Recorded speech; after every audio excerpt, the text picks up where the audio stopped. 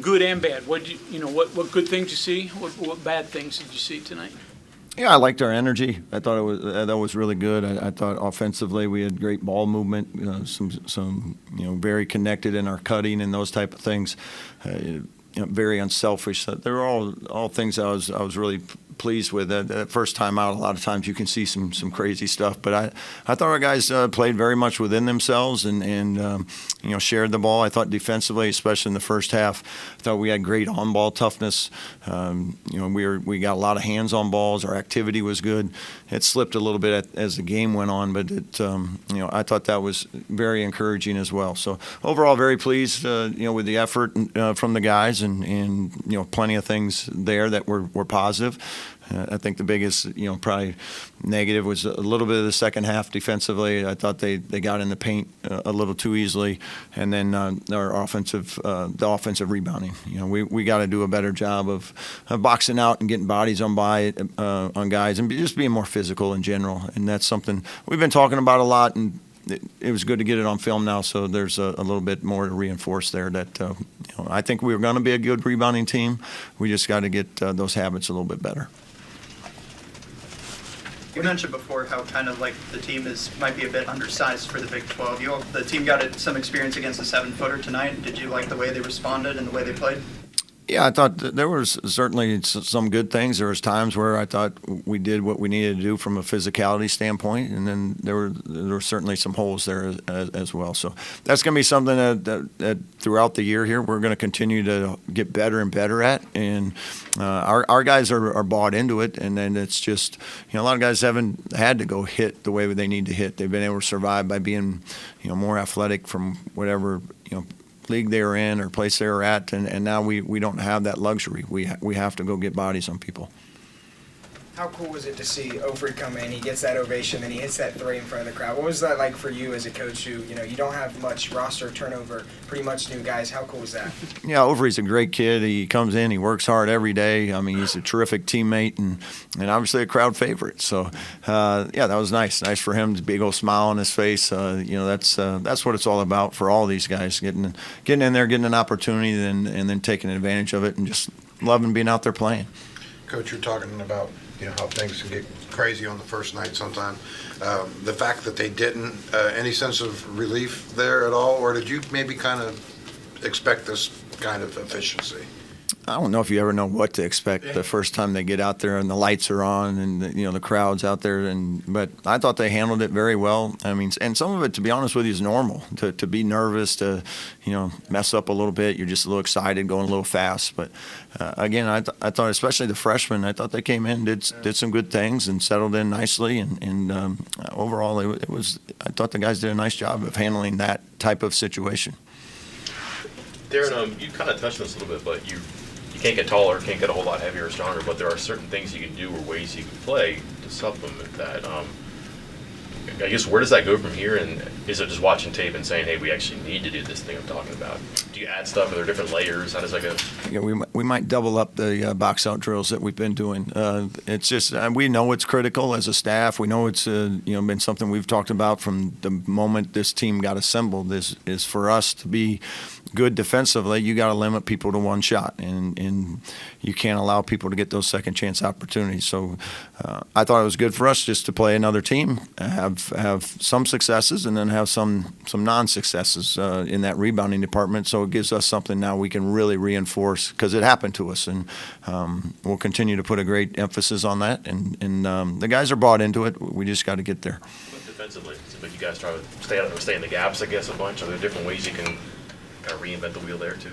Yeah, we try to be aggressive and tough and physical, but also be smart about making sure we got some gap help and a good team defense. It needs to be a connected defense. Now, we don't just want to sit back and be on our heels the whole game either. So we try to pick our spots where we can be aggressive, get some deflections, get hands on balls, get some denials, but then also making sure that we always got the ball handlers back a little bit, so that if he does and get a half a step behind that we got someone there. And there was a couple times we overhelped tonight where we gave up some rhythm threes. And that's just all a learning and just the timing of when to stay, when to get out, when to be more aggressive with a stick hand, a shot challenge. And that's what these games are for. And that's I thought we did some good stuff. Again, plenty to clean up, though. It looked like with Small, you got someone to jumpstart the offense and give it a little energy.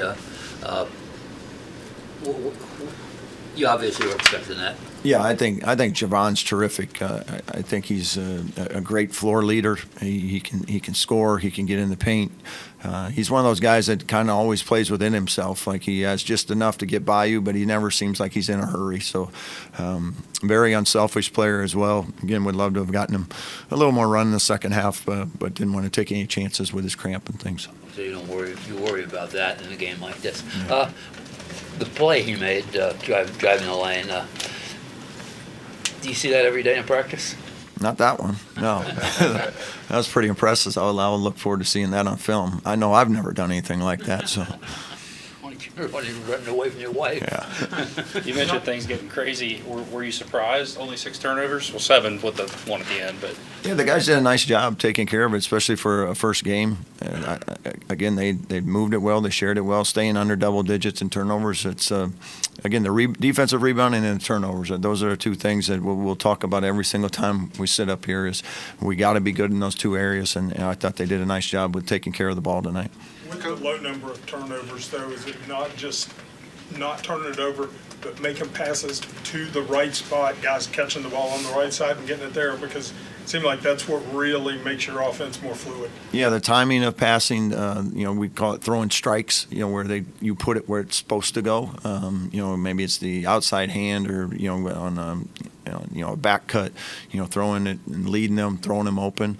And you still have to want to play aggressive and still take chances. You can't just be scared to turn the ball over. So there's a fine line there of I don't want guys playing timid. I want them to go make plays. But being able to do that and still take care of the ball, playing off of 2 feet. And between June and now, I think there's several of our guys have come a long ways in those areas. And tonight they did a nice job of taking care of it.